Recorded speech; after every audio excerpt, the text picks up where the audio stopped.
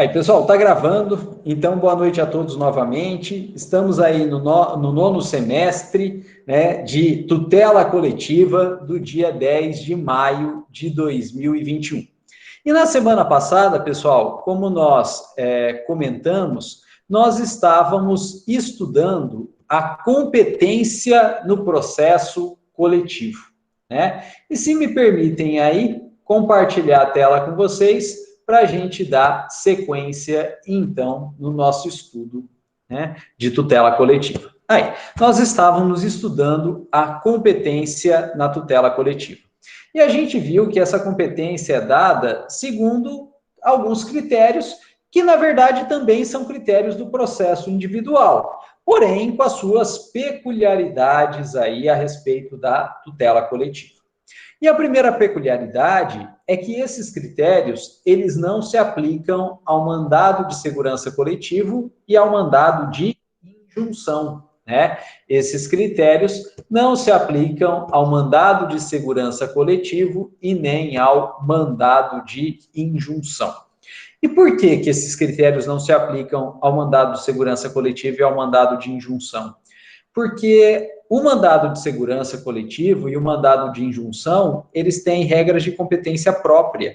Porque, na verdade, a competência do mandado de segurança coletivo e do mandado de injunção, ele é dado pela autoridade coatora requerida, impetrada nesse mandado de segurança coletivo ou mandado de injunção. Então, na verdade, né, é a autoridade coatora e o local onde a autoridade coatora está locada, né, está posta dentro da hierarquia da administração pública, que define aí, né, a competência do mandado de segurança coletiva e do mandado de injunção. Então, não são esses critérios que nós vamos relembrar agora, que já estudamos na aula passada. No caso do mandado de segurança coletiva e mandado de injunção, é a própria autoridade coatora que define a competência aí. Bom, pessoal, mas quais são os critérios? Primeiro, critério funcional ou hierárquico. Vamos começar por baixo, né? Primeiro aí, critério material, que define a justiça competente, né? E a gente viu que tanto a justiça eleitoral, quanto a justiça trabalhista, quanto a justiça federal e quanto a justiça estadual, todas elas são competentes para a tutela coletiva. A gente pode ter ação coletiva na justiça eleitoral, quando essa ação coletiva versar sobre matéria típica da justiça eleitoral.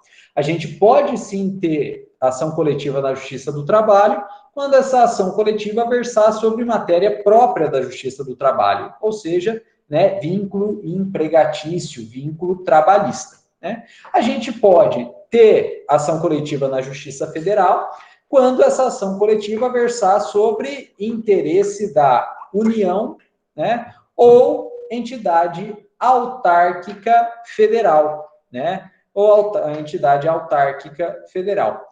E a gente pode ter ação coletiva na Justiça Estadual como competência residual, ou seja, quando não for nem eleitoral, nem trabalhista, nem federal, vai ser, então, a estadual. Pessoal, depois nós vimos o critério funcional ou hierárquico, que define para a gente em qual instância do Poder Judiciário que vai tramitar a ação coletiva. Se é em primeiro grau, se é em segundo grau, se é terceiro grau ou se é quarto grau de jurisdição. E nós vimos que toda e qualquer ação coletiva, ela tramita iniciando em primeiro grau de jurisdição. Tutela coletiva tramita iniciando sempre em primeiro grau de jurisdição. Nós não temos foro por prerrogativa de função na tutela coletiva. Veja que não importa quem é o réu, né, na tutela coletiva. Pode até ser uma autoridade de elevadíssimo escalão aí, né? Pode até ser uma autoridade de elevadíssimo escalão. Não importa. A tutela coletiva vai ser sempre em primeiro grau. Então, a ação civil pública é primeiro grau, a ação coletiva é primeiro grau, a ação de improbidade administrativa é primeiro grau também. Mesmo a ação de improbidade administrativa é primeiro grau também. E também a ação popular é em primeiro grau também, né? Então, todas as ações de tutela coletiva iniciam-se em primeiro grau. A gente não tem foro por prerrogativa de função na tutela coletiva. Pessoal, e depois veio o critério valorativo, ou critério do valor da causa, em que a competência é dada a depender do valor da causa. E nós não temos a aplicação desse critério na tutela coletiva, porque esse critério valor da causa, ele define competência de juizado especial, e nós não temos nenhuma ação coletiva passível de tramitação em juizado especial.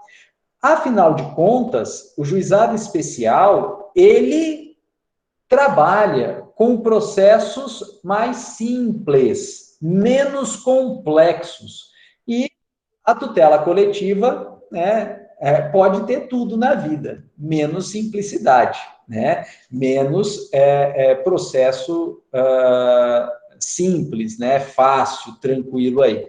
Então, na verdade, né, a gente não vai ter nenhum processo coletivo tramitando no juizado, e se não tem juizado, não tem o que falar em valor da causa. Né? Então, não pode ação coletiva em juizado. Ação civil pública não vai para juizado, ação de improbidade administrativa não vai para juizado, ação popular não vai para juizado. Né? Nós não temos ação em juizado. Pessoal, e por fim, né, que a gente estudou na aula passada, o critério territorial, né, que define para a gente, então, o local, né, o local onde tramita a ação coletiva. Né?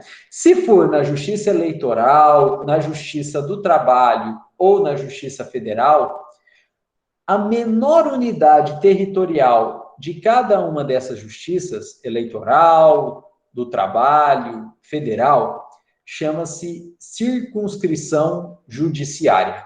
Né? Então, no caso da Justiça Eleitoral, do Trabalho e da Federal, a competência territorial define a circunscrição judiciária competente, que é a menor unidade territorial dessas justiças mantidas por dinheiro público federal. Justiça Eleitoral, Justiça do Trabalho e Justiça Federal. E no caso da Justiça Estadual, a competência territorial define a menor unidade territorial da Justiça Eleitoral, que é a comarca, né? Então, no caso da Justiça Estadual, a menor unidade territorial é a comarca. Pessoal, isso é importante para a prova da OAB. Isso é importante para a prova da OAB. Independentemente de qual matéria que vocês vão fazer na segunda fase, na hora de fazer a peça, se essa peça for endereçada para Justiça Federal ou então as demais justiças mantidas com verbas federais, nós não podemos falar em comarca, né? Nós não podemos falar em comarca. Justiça Federal e justiças e outras mantidas com verbas federais, nós não podemos falar em comarca. O correto é circunscrição judiciária ou então subseção judiciária.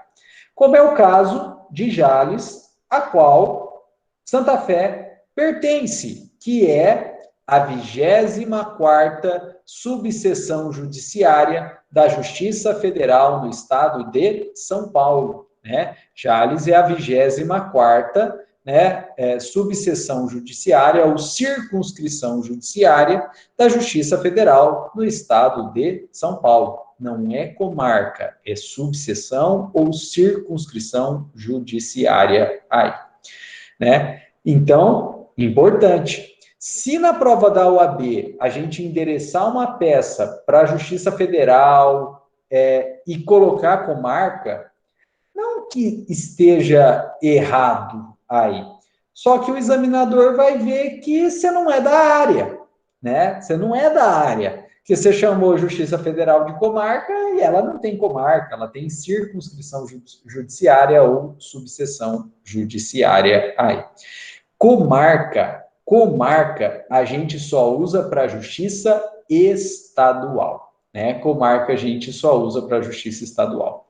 Pessoal, e quando eu faço essa observação, às vezes tem gente, né? No online não, né? Porque a coisa fica mais contida. Mas em sala de aula, né? Alguém levanta a mão e fala, professor, mas o advogado que eu faço estágio coloca lá comarca para a Justiça Federal. E aí eu respondo, ele já passou na OAB, né? Ele não precisa se preocupar com isso. Essa é a menor das preocupações dele. Ele já passou na OAB. Mas a gente que não passou ainda, a gente tem que se preocupar com os mínimos detalhes, com pelo em ovo aí, para evitar descontos indevidos, né? Ou, né, para o examinador não ficar desconfiado com a gente, achando que a gente não é da área. Então, tomem cuidado, né? Justiça Federal, a gente usa subseção ou circunscrição judiciária. E a gente só vai usar comarca quando a gente for endereçar para a Justiça Estadual, né? No dia a dia, tem um monte de advogado que chama, né, que vai fazer um endereçamento para a Justiça Federal, coloca lá comarca. No dia a dia tem um monte, mas tecnicamente está errado, na prova da OAB pode gerar descontos indevidos. Tem um monte de gente que fala juiz federal do trabalho. Ué, ele é juiz federal ou ele é juiz do trabalho? Não tem como ser os dois, porque são duas justiças diferentes. Então, juiz do trabalho é só juiz do trabalho e juiz federal é só juiz federal. Mas tem um monte de gente que no dia a dia coloca lá, juiz federal do trabalho, né? Inclusive, eu tinha um colega de escritório que colocava, né, juiz federal do trabalho. E um dia eu questionei ele, falei, mas por que você coloca juiz federal do trabalho? O juiz federal é uma coisa, o juiz do trabalho é outra, né? E ainda que o juiz do trabalho receba da União dinheiro federal, né? O trabalho é mantida pela União, o cargo dele não é juiz federal, o cargo dele é juiz do trabalho. E aí o meu colega de escritório falou, eu sei.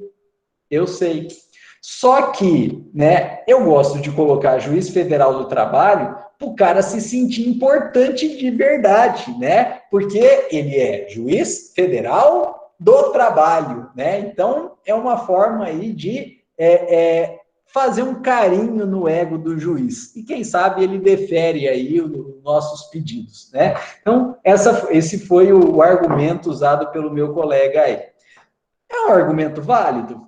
Gente, pro dia a dia, que vale tudo, né? Vale até o ius experiandi, beleza, pode usar. Mas na prova da OAB, não, né? Na prova da OAB, use o nome do cargo dele, né? Para o examinador da OAB ver que você realmente é da área. Se você vai endereçar para a Justiça Eleitoral, é juiz eleitoral. Se você vai endereçar para a Justiça do Trabalho, é juiz do trabalho. Se você vai endereçar para a Justiça Federal, é juiz federal, né? E se você vai endereçar para juiz estadual, não.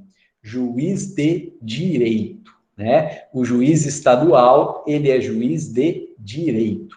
Pessoal, e aqui também vale a mesma observação. Juiz de direito é um termo restrito, é o nome do cargo de juiz estadual, de juiz da Justiça Estadual. Não vai chamar o juiz federal de juiz de direito federal. Por quê? Porque ele não é juiz de direito, ele é juiz federal. O único que é juiz de direito é o juiz da Justiça Estadual. Não vai chamar juiz de direito do trabalho, porque não é. Ou é juiz do trabalho ou é juiz de direito, né? Então, o juiz de direito federal, juiz de direito eleitoral, isso não existe, né? Juiz de direito é só da Justiça Estadual. Só usem juiz de direito para endereçar petição para a Justiça estadual. Aí. Bom, e esses são os critérios, né, que a gente viu na aula passada. O que faltou em relação à aula passada? Saber por que esses critérios não se aplicam ao mandado de segurança coletivo e ao mandado de injunção coletiva. Afinal de contas, por que esses critérios, né, critério material, critério hierárquico, critério valorativo, critério territorial, não se aplicam ao mandado de segurança coletivo ou ao mandado de injunção coletiva? E o motivo, eu já disse para vocês, é porque o mandado de segurança coletivo e o mandado de injunção coletivo, eles têm a competência definida, na verdade, pela autoridade coatora. Então, é a autoridade coatora que vai definir a competência do mandado de segurança coletivo e do mandado de injunção coletivo aí. E essa competência dada pela autoridade coatora acaba sobrepujando e até refletindo nesses 4 critérios que a gente analisou. Vamos começar a estudar agora o critério material, que é que define a justiça competente para o mandado de segurança coletiva ou mandado de injunção coletiva. Pessoal, e veja que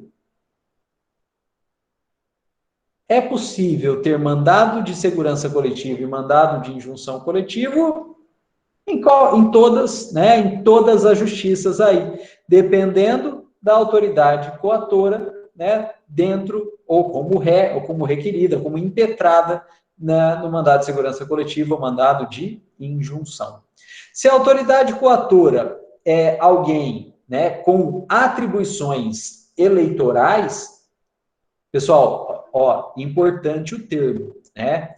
Olha só, a autoridade coatora, a função da autoridade coatora, a gente não fala competência. A gente fala em atribuição. Por quê? Porque competência é restrita a membros do Poder Judiciário. Quem tem competência é só membros do Poder Judiciário. Todas as outras autoridades públicas, né, principalmente aí do poder executivo, elas não têm competência, elas têm atribuição. Então, tomem cuidado, né? A gente não pode falar, ó, competência do prefeito, tá errado. A gente não pode falar, ó, competência do governador ou competência do presidente da República, tá errado.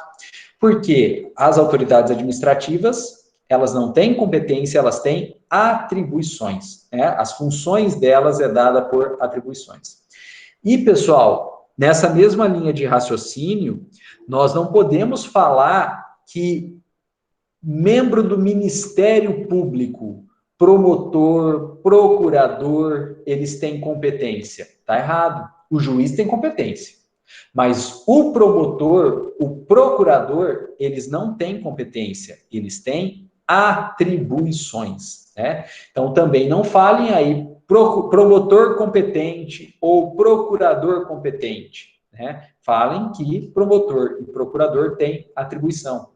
Outro que muita gente fala em competência, mas está errado, é o delegado de polícia, né? Seja estadual, que é da Polícia Civil, seja federal aí, delegado de Polícia Federal, eles não têm competência, porque competência só juiz tem, eles têm atribuições, né? Então, o delegado de polícia tem atribuição de investigar tais e tais crimes, né? O delegado de polícia federal tem atribuição de investigar tais e tais crimes. O delegado de polícia tem atribuição de presidir o inquérito. O delegado de polícia tem atribuição de relatar o inquérito e encaminhar para o Ministério Público, né? Então, é atribuição. Bom, então veja, a depender das atribuições da autoridade coatora, o mandado de segurança coletiva ou mandado de injunção coletiva pode tramitar em qualquer uma dessas justiças. Então, se a autoridade coatora tem atribuição eleitoral, o mandado de segurança contra a autoridade coatora com atribuição eleitoral vai para a justiça eleitoral. né? Se a autoridade coatora aí atua em âmbito trabalhista, né, por exemplo, é um fiscal do trabalho, o mandado de segurança coletivo ou mandado de injunção coletivo contra essa autoridade coatora de competência do trabalho vai para a Justiça do Trabalho, né? Então, um fiscal do trabalho, né? Um fiscal do trabalho. O fiscal do trabalho é aquela pessoa que vai, por exemplo, nas empresas para ver se a empresa cumpre as normas ambientais aí do trabalho, se a empresa da EPI, né, se a empresa da EPI, Equipamento de Proteção Individual, se aquela entidade tem uma CIPA, uma comissão, né, de prevenção de acidentes aí, né, do trabalho, se tem CIPA, se essa CIPA não é só proforme, se não é só no papel, se ela realmente opera, né? Então, tem os fiscais do trabalho aí. Um mandado de segurança coletivo ou mandado de injunção contra ele vai para a Justiça do Trabalho, né? Ou se é uma autoridade federal, por exemplo, aí uma autoridade do INSS, que é uma autarquia federal, ou do IBAMA, né? E a gente quer entrar com mandado de segurança, né, coletivo, o mandado de injunção contra, né, vai para a Justiça Federal aí. Por exemplo, na área dos ranchos, né, o IBAMA está multando a galera, né? O IBAMA está multando a galera aí. Qualquer semelhança é mera coincidência. Multas de 60, 80 mil aí, né? E a gente quer entrar no mandado de segurança, o fiscal do IBAMA é agente federal, né? A autoridade coatora federal, e aí a competência vai para a Justiça Federal. E, claro, não sendo competência de nenhuma delas, eleitoral, trabalho ou federal, aí a competência fica para estadual. Então, não é o fiscal do IBAMA, é um fiscal da CETESB. Aí, CETESB é órgão estadual, né? Ou é um fiscal aí da prefeitura ou do SAI, né? Do Departamento de Águas aí do município, né? Competência é estadual, né? Então, veja que a vinculação, é a atribuição da autoridade coatora que vai definir, então, a competência material do mandado de segurança coletivo ou do mandado de injunção coletivo. Se é uma autoridade com atribuição eleitoral, vai para a Justiça Eleitoral. Se é uma autoridade coatora com atribuição trabalhista, vai para a Justiça do Trabalho. Se é uma autoridade coatora federal, né, IBAMA, INSS, vai para a Justiça Federal. E se é uma autoridade coatora estadual ou municipal, vai para a Justiça Estadual, né? Fiscal da Prefeitura, fiscal do SAI, aí vai para a Justiça Estadual. Bom, pessoal, segundo critério aplicável ao mandado de segurança coletivo ou ao mandado de injunção coletivo, que é o critério funcional ou hierárquico. Critério funcional ou hierárquico. Gente, no mandado de segurança coletivo ou no mandado de injunção coletivo, nós temos uma espécie, sim, de foro por prerrogativa de função. No mandado de segurança coletivo ou no mandado de injunção coletivo, a gente tem, sim, uma espécie de foro, né, por prerrogativa de função. Ou, entre aspas, foro privilegiado. Por quê? Porque, veja, a autoridade coatora, ela compõe os quadros, a hierarquia do Poder Executivo. Ela compõe os quadros, a hierarquia do Poder Executivo. E, claro, o Poder Executivo ele é hierarquizado, né? Primeira instância administrativa, segunda instância administrativa, e vai subindo nos quadros aí do Poder Executivo.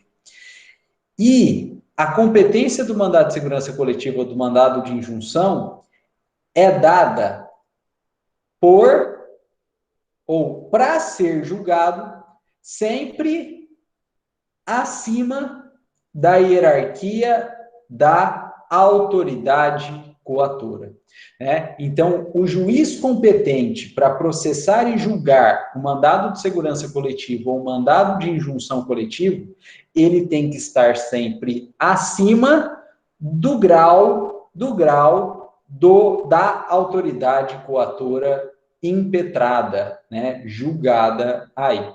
Então, veja, se a autoridade coatora ela tem uma instância um pouco mais alta, o juiz a julgar, o juiz competente a julgar o mandado de segurança coletiva ou o mandado de injunção coletiva também tem que estar acima, né? Então, a gente tem aí, né, uma hierarquia, né? A gente tem uma hierarquia que é bem próxima do habeas corpus, né? É bem próximo aí até do julgamento do habeas corpus, né?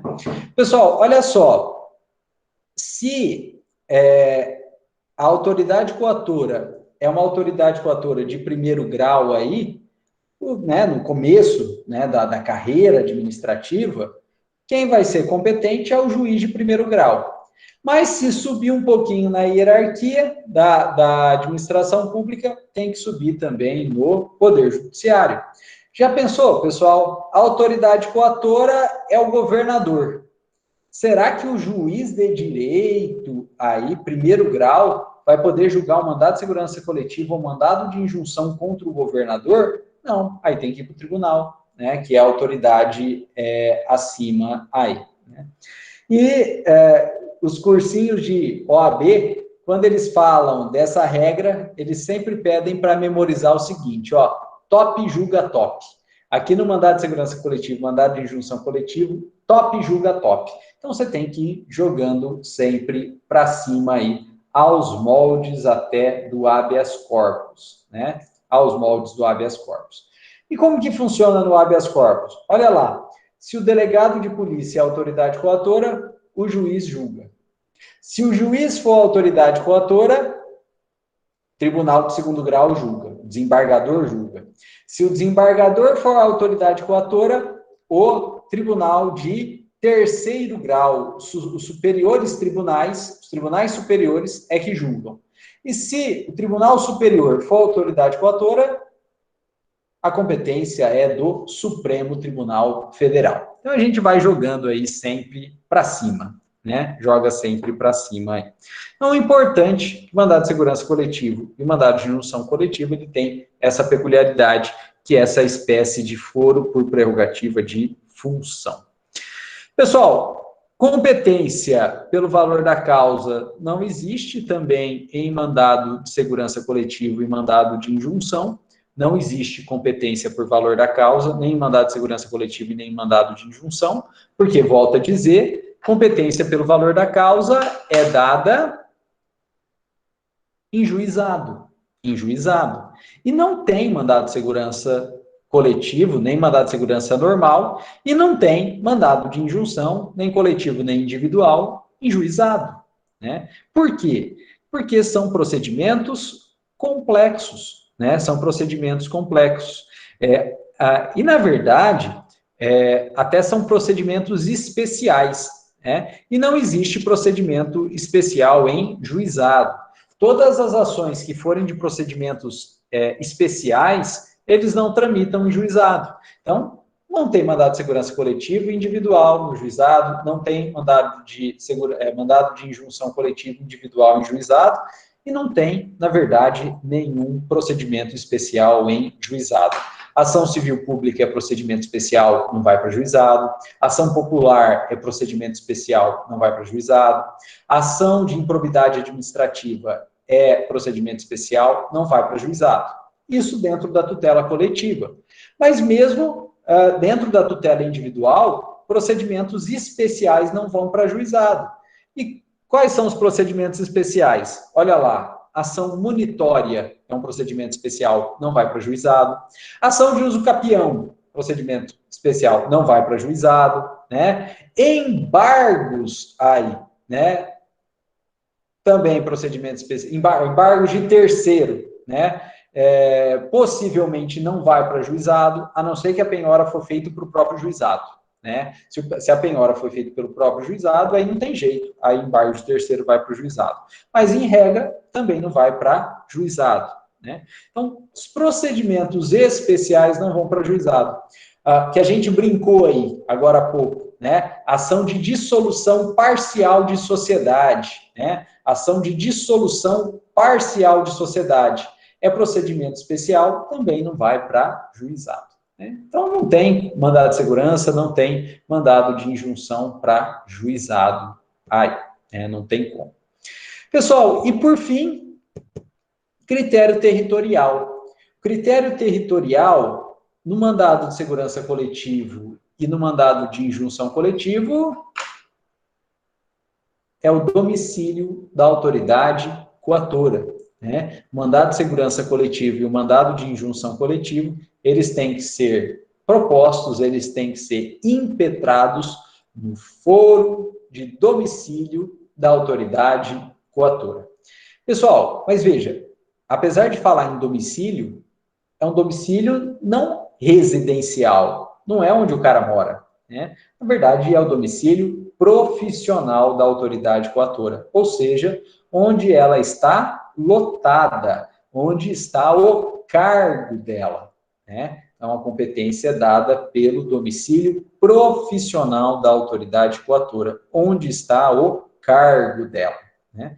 Por exemplo, eu sei que o agente fiscal tributário do posto fiscal da Receita Estadual em Jales trabalha em Jales, mas mora em São Paulo, mora em Fernandópolis. Né? O cargo dele é em Jales, mas ele não mora em Jales, ele mora em Fernandópolis.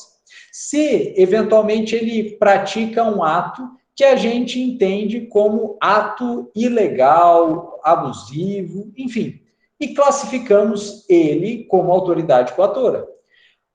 Ele trabalha em Jales, o cargo dele é em Jales, mas ele mora em Fernandópolis. Esse mandado de segurança vai ser impetrado onde? Em Jales, onde é o domicílio profissional dele, onde está o cargo dele, né, porque ele trabalha no posto fiscal de Jales, ou em Fernandópolis, onde ele mora.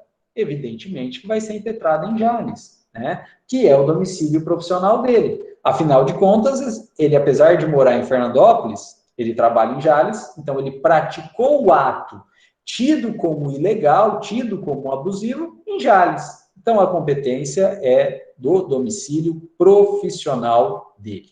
Né? Então, mandado de segurança coletivo e mandado de injunção coletivo, a competência territorial é dada pelo domicílio da autoridade coatora. Pessoal, isso é importante, porque, veja só, por exemplo, esse fiscal tributário aqui de Jales, ele pratica um ato que a gente imputa ilegal, por exemplo, fazendo o lançamento de um tributo aqui em Jales. Lança ICMS, lança ITCMD aqui em Jales. Nós, contribuintes, não gostamos disso. O que a gente pode fazer? Fazer um recurso administrativo, né? E a gente faz, então, um recurso administrativo contra esse lançamento tributário do auditor fiscal aqui de Jales. Beleza, sem problema nenhum.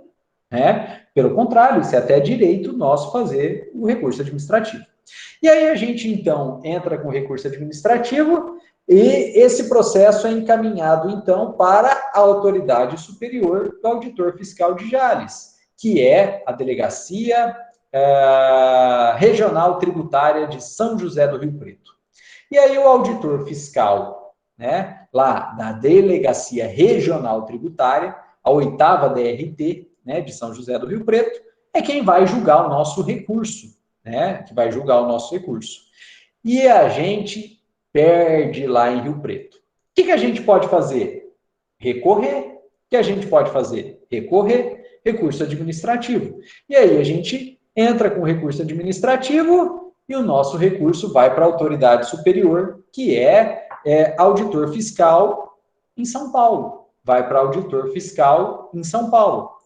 E a gente perde, né, o recurso do auditor fiscal de São Paulo. A gente perde. E aí, o que a gente pode fazer? O último recurso cabível é para o secretário da Fazenda do Estado. E a gente entra com recurso administrativo para o secretário da Fazenda do Estado e a gente perde. A gente perde. E aí, o que a gente pode fazer depois disso? Administrativamente, mais nada, porque já chegou na autoridade mais alta, aí, que é o secretário da Fazenda do Estado, que é a última instância administrativa em âmbito tributário. E, como não cabe mais recurso administrativo, a gente pode entrar com mandado de segurança. Mas onde? São Paulo. Porque a autoridade coatora vai ser o próprio secretário de Fazenda do Estado. Né? Então, o primeiro lançamento tributário ilegal foi Jales. Mas como foi tendo recurso administrativo e foi subindo na instância administrativa, o julgamento desses recursos substituem a decisão da autoridade inferior. Então, o auditor fiscal regional substituiu a decisão do auditor local. E aí o auditor de São Paulo substituiu do regional. E aí o secretário da Fazenda substituiu do auditor de São Paulo, né? E, consequentemente, o que ficou foi o ato da última autoridade, que é o secretário de Fazenda. O secretário tem domicílio profissional em São Paulo, capital. O mandado de segurança contra ele vai ser São Paulo, capital. Né? Então, a competência vai ser lá para São Paulo, né? Uma das varas da Fazenda Pública de São Paulo. Né? Então, a competência territorial, no fundo, vai depender sempre do domicílio profissional da autoridade coatora. Com isso, pessoal, nós terminamos a competência, os critérios de competência da maioria das ações coletivas e também versamos um pouquinho sobre a competência do mandado de segurança coletiva e do mandado de injunção coletiva. Pessoal, alguma dúvida? Alguém tem alguma pergunta, algum comentário a esse respeito? Fiquem à vontade aí. Alguma dúvida, algum comentário? Críticas, sugestões? Convites para jantar, que eu estou sem janta em casa. Se não, pessoal, a gente pode evoluir um pouquinho na nossa matéria, analisando essa observação final aqui.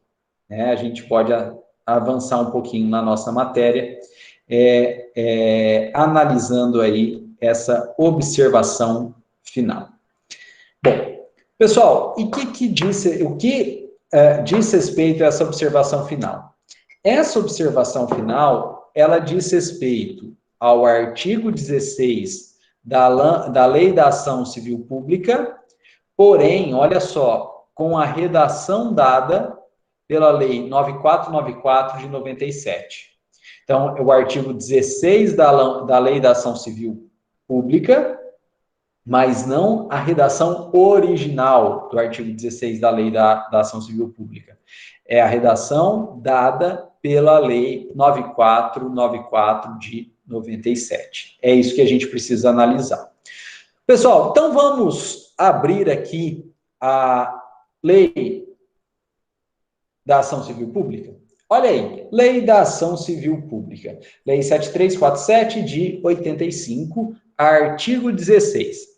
Pessoal, uma observação, né? Quando a gente folheia aqui a Lei da Ação Civil Pública, a 7347 de 85, a gente já vê que ela virou uma coxa de retalho, né? Infelizmente, aí, ela já virou uma coxa de retalho. Olha o tanto de alteração que já teve, né? E uma dessas alterações foi no artigo 16. Aqui, artigo 16. Olha só, pessoal. Esse aqui que está selecionado e tarjado é a redação original, né? É a redação original aí, né? Dizendo que a sentença civil fará coisa julgada erga omnes, ou seja, para todo mundo, exceto se a ação for julgada improcedente por deficiência de prova, hipótese em que qualquer legitimado poderá intentar outra ação com idêntico fundamento valendo-se prova. Só que isso está tarjado porque foi revogado. E essa redação original, olha só, ela foi revogada e foi substituída por uma nova redação trazida pela Lei 9494 de 97, que acrescentou essa frasezinha aqui. Nos limites da competência territorial do órgão prolator. Então, o artigo 16 com base na Lei 9494 de 97, diz que a sentença civil fará coisa julgada erga omnes, e erga omnes significa para todos, mas no limite da competência territorial do órgão prolator. Gente, vocês conseguem perceber o drama disso aqui? Que a sentença civil fará coisa julgada erga omnes, e erga omnes é para todos, mas no limite territorial do órgão prolator. Então, na verdade, pela redação que está aqui, no artigo 16, dado pela Lei 9494 de 97, não é bem erga omnes, não é bem para todos, se a sentença fará coisa julgada no limite territorial do órgão prolator. E isso é um enorme problema, ouso dizer, isso é um enorme aí, absurdo, né? Isso é um enorme absurdo. Por quê?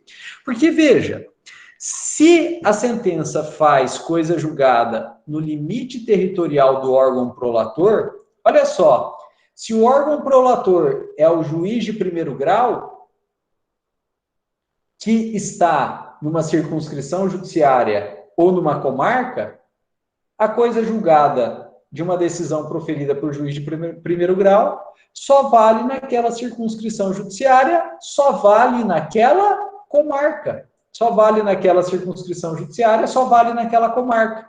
Então, veja, se o juiz da comarca de Santa Fé do Sul julgar uma ação civil pública, só vale na comarca de Santa Fé do Sul. Não vale em nenhuma outra comarca. Pode ser que a ação civil pública seja por poluição ambiental. Poluíram aí um afluente do Rio Paraná. E aí o Ministério Público da comarca de Santa Fé do Sul entra com uma ação civil pública para tentar evitar a poluição do afluente do Paraná, ou para fazer cessar a poluição do afluente do Paraná, ou para limpar o Rio Paraná, ou para indenizar o prejuízo causado. E a poluição caiu no Rio Paraná. E o juiz de Santa Fé do Sul julga procedente a ação. Só vale nos limites territorial da comarca de Santa Fé do Sul. Então, enquanto a poluição está na água que margeia terras da comarca de Santa Fé do Sul, aquela poluição é ilegal. Mas a poluição continua descendo o rio e aí passa para a cidade vizinha. 3 fronteiras. Até aí beleza, porque ainda é comarca de Santa Fé do Sul. Mas aí continua seguindo e chega em Ilha Solteira. Ilha Solteira não pertence à comarca de Santa Fé do Sul. Ilha Solteira pertence à comarca de Ilha Solteira, que é outra comarca, que está além dos limites territoriais da comarca de Santa Fé do Sul e da competência nos limites territoriais da comarca de Santa Fé do Sul. E com isso, então, a decisão do juiz de Santa Fé do Sul não vale para a Ilha Solteira e lá pode poluir, ou lá a poluição é lícita. Lá a poluição não está impedida aí, né? O que não faz sentido nenhum, porque a ideia de divisão de competência territorial é algo político, é algo humano, não é algo da natureza, não é algo do meio ambiente. O meio ambiente não vê fronteiras geopolíticas, né? O meio ambiente não vê fronteiras geopolíticas. Mas, na redação do artigo 16, dado pela 9494/97, tem limite territorial. Então, aquela decisão de Santa Fé não valeu mais, não vale para Santa Fé, mas não vale para Ilha Solteira. Lá pode poluir, lá a poluição é lícita. Ah, professor, mas a gente não quer poluição também em Ilha Solteira. A de Santa Fé não vale. Então, vai ter que entrar com uma outra ação civil pública lá na comarca de Ilha Solteira, vai ter que ganhar a outra ação civil pública na comarca de Ilha Solteira, e aí lá não pode poluir mais. Só que, gente, a poluição continua. E aí atinge, sei lá, a comarca de Três Lagoas, lá Mato Grosso do Sul, comarca de Três Lagoas, ou a comarca de Castilho, aqui no estado de São Paulo. Nem a decisão de Santa Fé, nem a decisão de Ilha Solteira vale na comarca de Castilho, nem na comarca de Três Lagoas. E aí? Quem vai ter que entrar com uma outra ação popular, ou outras ações populares, ou outras ações civis públicas, lá na comarca de Castilho e outra lá na comarca de Três Lagoas. Aí, olha que coisa, né? Fica inviável. Na prática, fica inviável. Ou, pessoal, pode ser que o juiz de primeiro grau lá de Santa Fé tenha dado a decisão, mas quem perdeu recorreu. E aí o processo subiu lá para o Tribunal de Justiça do Estado de São Paulo. E o Tribunal de Justiça do Estado de São Paulo manteve a sentença do juiz, falando que a poluição é ilegal, mandando cessar a poluição no Rio Paraná, mandando limpar o Rio Paraná. Olha que bom, olha que bom. E aí, aplicando o artigo 16, na Lei 9494, essa decisão do tribunal vale nos limites territorial ou nos limites da competência territorial do órgão prolator. O órgão prolator, nesse caso, como teve recurso, foi o Tribunal de Justiça do Estado de São Paulo, que tem competência sobre todo o território paulista, todo o território do Estado de São Paulo. Isso vai tornar desnecessário mover ações em Ilha Solteira, mover ações em Castilho, mover ações em Pereira Barreto. Sim, vai tornar desnecessário, porque Ilha Solteira, Castilho, Pereira Barreto fazem parte, compõem o território paulista e, portanto, que estão abarcados na competência do território, né, do Tribunal de Justiça do Estado de São Paulo. Então, em nenhuma cidade paulista vai poder ter aquela poluição, né, ou vai ter que limpar aquela poluição. Mas, se é Tribunal de Justiça do Estado de São Paulo, vale só para o Estado de São Paulo. E aí, então, o poluidor do Estado de São Paulo simplesmente cruza a ponte rodoferroviária sobre o Rio Paraná e chega em Aparecida do Taboado. Ou cruza a ponte próxima aí à usina de Jupiá, a usina de Ilha Solteira, e chega aí em Selvíria, Mato Grosso do Sul. Ou cruza a ponte próximo à usina de Jupiá e chega a Três Lagoas. E lá ele vai poder poluir. Por quê? Porque Aparecida do Taboado, Selvíria e Três Lagoas não é estado de São Paulo. É a outra margem do rio. É o mesmo rio, na outra margem. Mas não é estado de São Paulo. É estado do Mato Grosso do Sul. E lá não vale a decisão do Tribunal de Justiça do Estado de São Paulo. E aí vai ter que entrar com ação na comarca de Aparecida do Taboado, vai ter que entrar com ação em Selvíria, não é comarca, né? Em Três Lagoas, e aí vai ter que recorrer para ir lá para o Tribunal de Justiça do Mato Grosso do Sul, em Campo Grande, para o Tribunal de Justiça do Mato Grosso do Sul, Campo Grande, dar uma decisão para valer para todo o estado do Mato Grosso do Sul.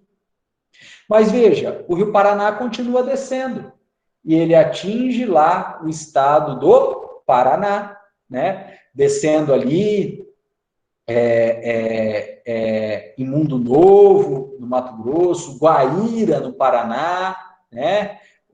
E aí chega até o Paraguai, né? Salto del Guairá, no Paraguai, e descendo mais um pouquinho aí, chega em Foz do Iguaçu, no lado brasileiro, em Cidade del Este, no Paraguai. Não vale nada. Nem a decisão do TJ de São Paulo vale lá, que é outro território, nem a decisão do Estado do Mato Grosso, do TJ do Mato Grosso do Sul vale lá, que é outro território. E aí? E aí vai ter que entrar com outra ação em Guaíra, Paraná, ou Foz do Iguaçu, Paraná. e aí vai ter que recorrer da decisão para chegar no TJ do Paraná em Curitiba, o TJ do Paraná dá uma decisão e aí vale em todo o território do Paraná, mas não atinge nem Santa Catarina, nem Rio Grande do Sul, né? Pessoal, veja que quando veio a Lei 9494 de 97 e acrescentou no texto do artigo 16 essa expressão nos limites territorial do órgão prolator, ela ferrou tudo. Ela ferrou tudo. Por quê? Porque a ideia da tutela coletiva é que seja, de fato, erga omnes, que vale para todos. Como que pode ser erga omnes? Como pode ser valendo para todos se tem limite territorial? Não tem como. Ah, para todos é só as pessoas de Santa Fé do Sul. Ah, é só as pessoas de Ilha Solteira. Só as pessoas de Pereira Barreto. Aí tem recurso. Não, mas é só as pessoas do estado de São Paulo. Não vale para outros estados. Vejam que, ainda que a gente vá ampliando de um município para um estado, se a gente for considerar sempre limite de competência territorial do órgão prolator, a gente sempre vai ter uma limitação. Nunca vai ser, de fato, erga omnes, né? A não ser que chegar lá nos tribunais superiores ou no STF, porque os tribunais superiores e STF, que ficam em Brasília, aí eles têm competência no Brasil inteiro, tudo bem, né? Aí a gente consegue expandir a competência para o Brasil inteiro. Mas para uma ação ambiental aqui de Santa Fé, chegar lá no STJ e no STF, vai anos, vai chão aí. E até chegar lá, na verdade, a decisão vai ficar sempre limitada, ou limite de uma circunscrição judiciária, ou limite de uma comarca, ou limite de um estado, mas nunca vai valer para todos. Enquanto não chegar em Brasília, não vai valer para todos. E isso, pessoal, é incompatível com a ideia de tutela coletiva. A tutela coletiva ela não foi feita para ficar limitada a um determinado território. A tutela coletiva ela foi feita para valer para todo mundo, independentemente do território do órgão julgador. Independentemente do território do órgão julgador. É feita para valer para todos. Então, esse acréscimo nos limites da competência territorial do órgão prolator é incompatível com a ideia de tutela coletiva.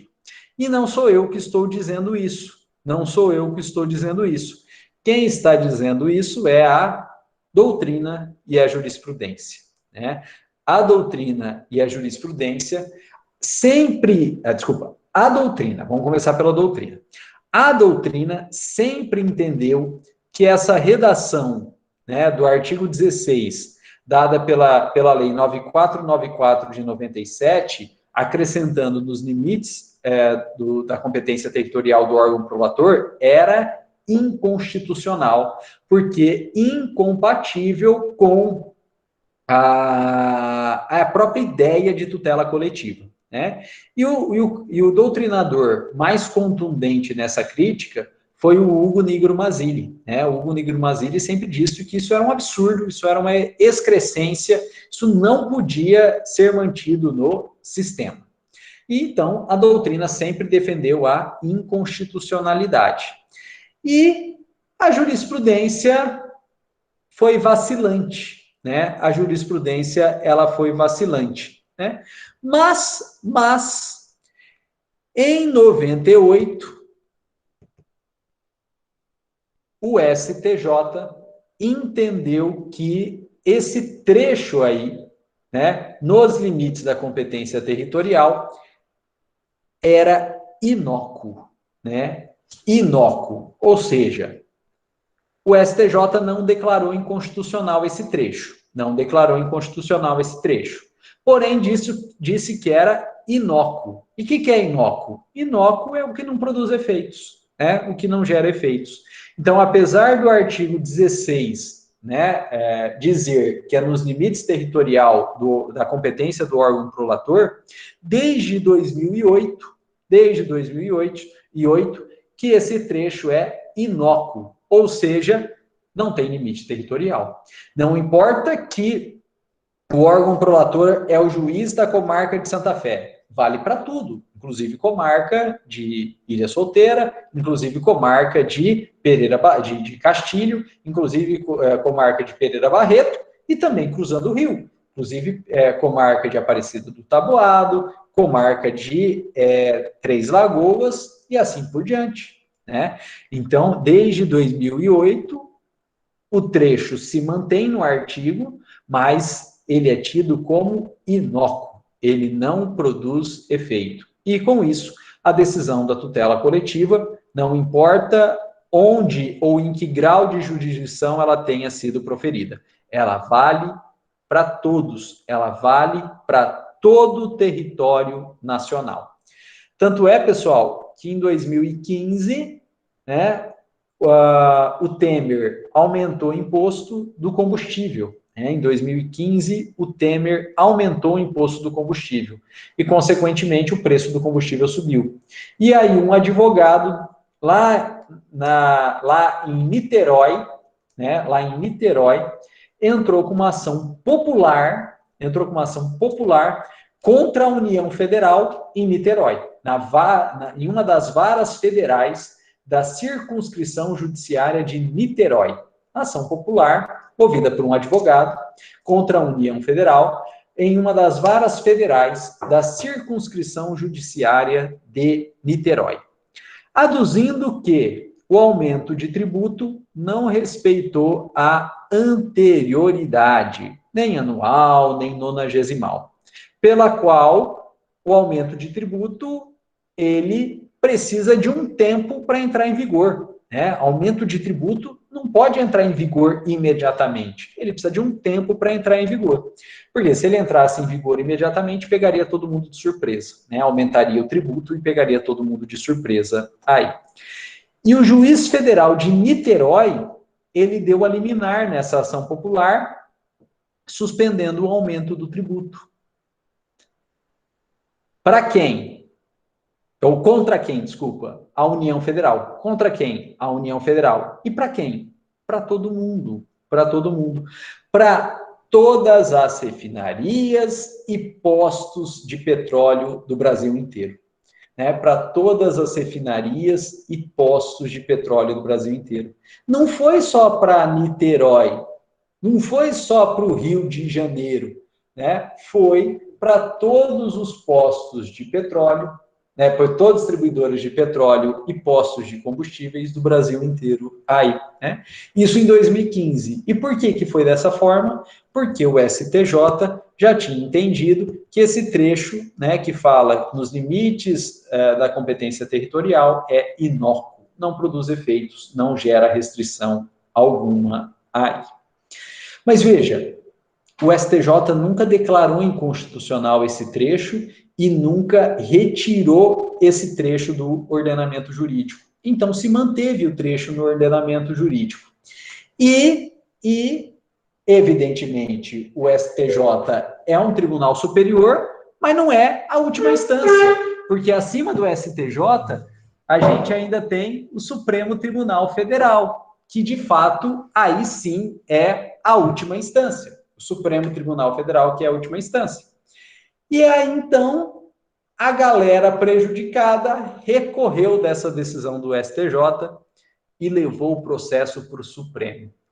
E esse processo aí estava pendente de julgamento no Supremo Tribunal Federal até abril de 2021, ou seja, mês passado, até abril de 2021. De 2008, quando o STJ decidiu, foi para o STF e ficou no STF até abril de 2021. E, para felicidade geral da nação, em abril de 2021, o STF finalmente julgou esse caso. Né? Pessoal, deixa eu dar zoom aqui. Como que dá zoom nesse trem? Vai ficar um pouco aqui, aí, para ficar um pouco maior. Olha lá, em abril de 2021, o STF finalmente julgou esse trem aqui, ó. 9 de abril, às 17h10, saiu a notícia de julgamento. Né? E o tema, olha só, limitação territorial da eficácia de sentença em ação civil pública é inconstitucional. Então, seguindo a mesma linha argumentativa do STJ, o STF deu um passo a mais. E o STF, então, declarou inconstitucional a limitação territorial, né?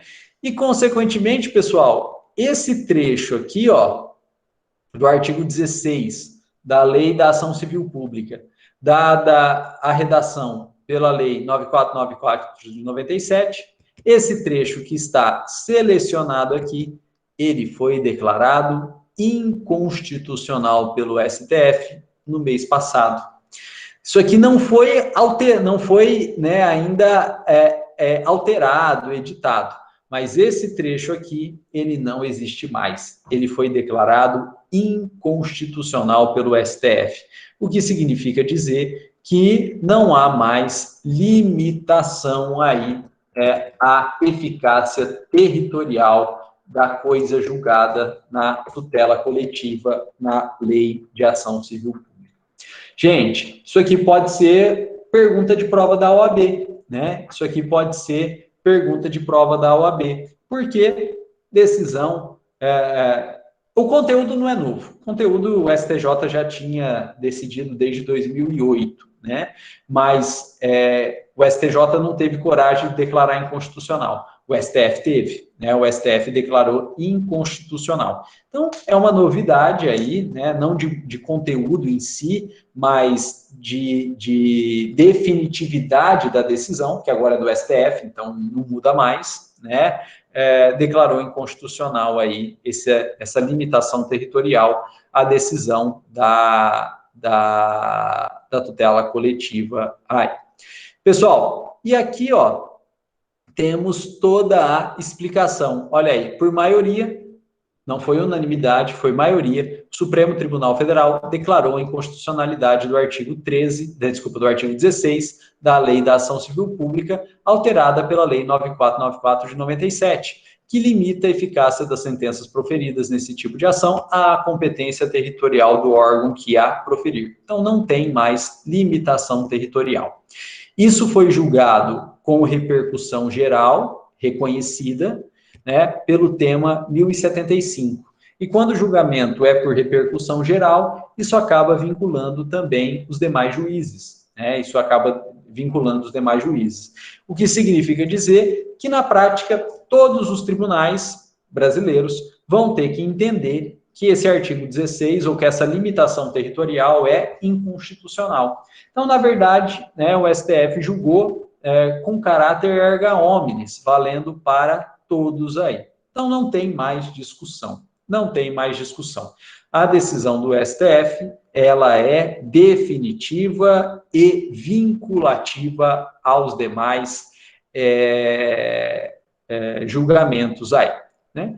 E aí, eu peguei essa notícia, pus no chat, se vocês puderem dar uma olhadinha aí, né? Se vocês puderem dar uma olhadinha aí, é bem interessante essa notícia, né? E aqui no final da notícia, gente, tem a tese que foi aprovada pelo STF. Então, ó, foi aprovada a seguinte tese: é inconstitucional o artigo 16 da Lei da Ação Civil Pública pela redação dada pela 94 de 97. Em se tratando de ação civil pública de efeitos nacionais, a competência deve observar o artigo 93, inciso 2, da Lei 8.078 de 90. O que é essa ação civil pública de efeitos nacionais ou regionais, do artigo 93, inciso 2, do Código de Defesa do Consumidor? É aquela questão da competência das capitais.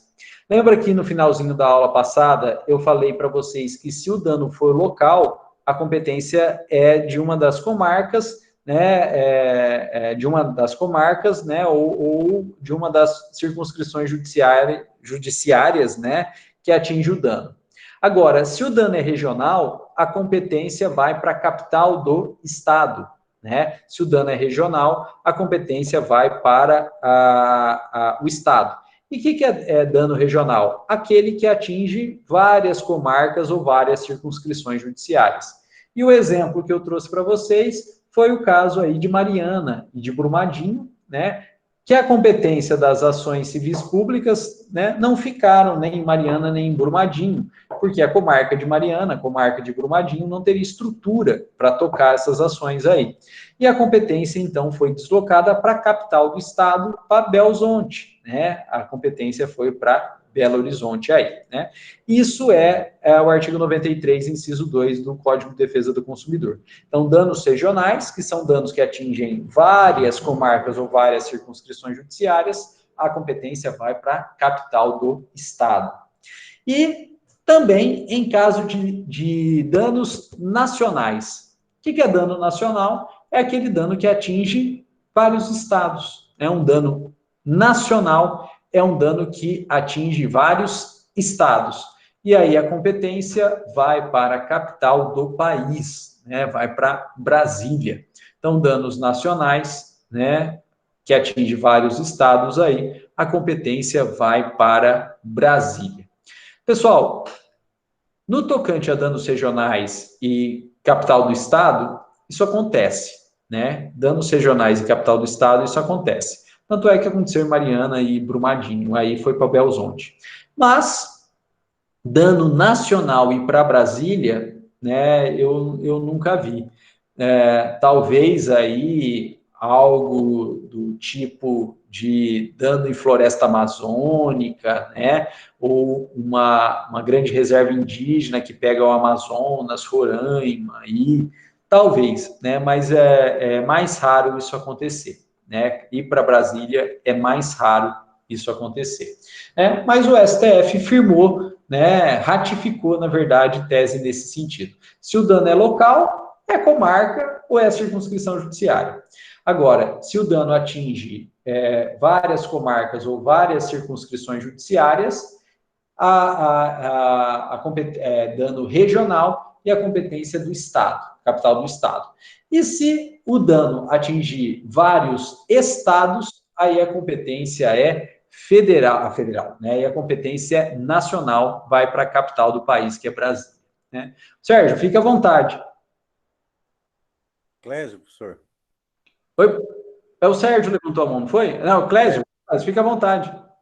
Professor, o senhor pode aproveitar a Mariana como exemplo, porque atingiu a bacia do Rio Doce, que atingiu também o estado do Espírito Santo. Então, o efeito é nacional. Aí, no caso, já seria competência atribuída a Brasília, né? Poderia, mas não foi, né? Ficou em Belo Horizonte, mas poderia sim, né? Porque não só a bacia do Rio Doce atingiu Rio de Janeiro e Espírito Santo, né? Porque o Rio Doce Exatamente. deságua entre Rio de Janeiro e Espírito Santo. E caiu no mar, poluição sobe lá para a Bahia, né? Acima do Espírito Santo e desce para o estado de São Paulo. Então poderia sim ter ido para Brasília, mas não foi, né? Ficou em Belo Horizonte. Mas sim, daria até para argumentar no sentido de que a competência seria nacional e, portanto, da capital da República, né? Brasília. Poderia sim, Clédio. Mas simplificaram, né? Simplificaram. Ficaram no âmbito regional. Por que não vai para Brasília? Por que evita de ir para Brasília? Porque na prática fica muito longe, né? E aí vai precisar, na época, né? Que era agora está tudo online, né? Mas na época ia precisar de um monte de carta precatória, seja para juntar documento, para citar pessoas, para juntar documento, para juntar documento, não, para oitiva de testemunha, né? Então, ir para Brasília, como fica longe, acaba dificultando porque precisa de precatória para tudo que é lado. Né? De fato, eles vão conseguir sempre uma justificativa plausível, né? A justificativa é essa, né? Que Belo Horizonte já tem a infraestrutura necessária, né? Então não haveria necessidade de ir para Brasília, porque não que não tivesse estrutura, tem, mas na verdade fica longe, então vai mais dificultar do que facilitar, porque Brasília vai precisar expedir carta precatória para tudo, né? Que no fundo é o que aconteceu com os processos criminais, né? Do mensalão, quando foram julgados pelo STF, né? O processo do mensalão no STF deu carta precatória para tudo que é lado, né, e deu até carta rogatória, que é internacional, para vários países também, né, e até, no caso do STF, como é a instância suprema do Brasil inteiro, deu até carta de ordem, né, o ministro relator do Mensalão, Joaquim Barbosa, ele emitia carta de ordem, mandando juízes, mandando desembargadores cumprir um monte de diligência, né, nos locais aí onde os fatos ocorreram. Mas nesse caso do Mensalão, que eu estou citando como exemplo, não tinha jeito de não ir para Brasília, porque como era um caso criminal, veja, nós não estamos trabalhando em casos criminais aqui na tutela coletiva, mas no caso do Mensalão era caso criminal, e aí lá tinha competência por foro, né, por prerrogativa de função, né, entre aspas, o foro privilegiado. Então não tinha outro jeito que não ir para Brasília por conta do foro por prerrogativa de função, senão dava nulidade. Mas o processo estava em Brasília e as testemunhas, os fatos, os documentos estavam espalhados no Brasil inteiro. Então, o processo ficou em Brasília, só que o ministro relator, para conseguir instruir esse processo, expedia a carta precatória para juntar documento, para ouvir testemunha, para citar réu, expedia a carta rogatória para buscar documentos internacionais, ouvir testemunhas que residiam em outros países, em outros estados. Então, o que era para ser um processo só acaba, né, virando vários tentáculos aí com essas cartas precatórias e rogatórias. E esse é o motivo de evitar de ir para Brasília, porque indo para Brasília vai acontecer isso, né? Não fica muito longe dos fatos, né? Brasília fica muito longe dos fatos, né? Por um lado é bom, porque se está longe dos fatos, tem isenção, né? Então isso é importante. Se está longe dos fatos, tem isenção. Mas se também está muito longe dos fatos, complica a instrução probatória, né? Então também é uma faca de dois gumes, né? E na verdade, assim, hoje as capitais dos estados estão equipadas, né? Claro que São Paulo, Rio de Janeiro, né? Minas Gerais, Paraná, Porto Alegre, Rio Grande do Sul, Campo Grande, né? Mato Grosso, a gente, em tese, tem uma estrutura melhor, né? Mas, na verdade, todas as capitais de todos os estados, elas estão minimamente equipadas, né, com infraestrutura, com rede computacional, com profissionais. Então, assim, acaba perdendo um pouco essa necessidade de ir para Brasília, né? Chegando na capital do estado já está bem servido, né? E voltando a lembrar que a gente não tem mais essa limitação territorial, né? A gente não tem mais limitação territorial, então não importa se vai ser o juiz da comarca, a decisão dele vai valer para o Brasil inteiro. Não importa se vai ser o tribunal de um estado, a decisão dele vai valer para o Brasil inteiro. Então também não tem necessidade de fato de ir para Brasília, porque ainda que seja justiça estadual de um estado, a decisão do tribunal estadual vale para o Brasil inteiro, né? Então não tem porquê realmente, né, em geral, aí, ir para Brasília, né? Pessoal, e a última tese firmada pelo STF é importante também, que é no sentido da prevenção. E ele fala o seguinte, ó, ajuizadas múltiplas ações civis públicas de âmbito nacional ou regional, firma-se a prevenção do juízo que primeiro conheceu de uma delas para o julgamento de todas as demandas conexas. O que ele quer dizer com isso? Olha só, se o dano é local, é só uma comarca, é só uma circunscrição judiciária. Então não tem nem o que discutir, que é uma só. Mas se o dano é regional, e dano regional é aquele que abarca várias comarcas, várias circunscrições judiciárias, a gente tem, então, várias comarcas, várias circunscrições judiciárias possivelmente competentes. E se o dano é nacional, a gente tem vários estados que são possivelmente competentes. E aí, como que fica, então, nesse caso de dano regional, que tem várias comarcas ou várias circunscrições judiciárias? E como que fica nesse caso de dano nacional, que tem vários estados envolvidos naquele dano? Será que a gente move a ação na comarca A, na comarca B, na comarca C? Será que a gente move ação no estado A, no estado B e no estado C? Aí vocês vão me perguntar, professor, qual que é o estado A, qual que é o estado B, qual que é o estado C? Gente, não importa, sabe por quê? Porque, pela tese número 3, a gente pode mover ação em qualquer delas. Se o dano é regional, é porque ele atingiu várias comarcas, várias circunscrições judiciárias. É possível mover ação em qualquer delas. E a primeira que receber uma ação versando sobre aquele fato é que é definida como a competente. Isso a gente chama de prevenção, né? E prevenção vem de prévio, de primeira aí, né? Então, se o dano é regional, atingiu várias comarcas, qualquer uma delas é competente. E, na verdade, a primeira que tiver ação sobre aquele fato se torna preventa, se torna, de fato, a competente. E aí ela vai atrair todas as outras eventuais ações que tiverem decorrente daquele fato, mesmo em outras comarcas aí daquela determinada região. E no caso de dano nacional, que atingiu vários estados, qualquer uma das capitais dos estados envolvidos e até Brasília são competentes. E a competente, de fato, vai ser a que primeiro receber a ação. Então, veja, no caso aí que o Clésio falou de Brumadinho, de Mariana, né, que atingiu o Rio Doce, né, a bacia do Rio Doce. Atingiu Minas Gerais? Atingiu. Belzonte é competente. Atingiu Rio de Janeiro? Atingiu. Então, a cidade do Rio de Janeiro é competente. Atingiu Espírito Santo? Atingiu. Então, Vitória é competente, né? Aí a poluição caiu no mar, no Oceano Atlântico, e subiu. Foi lá para Bahia. Salvador é competente.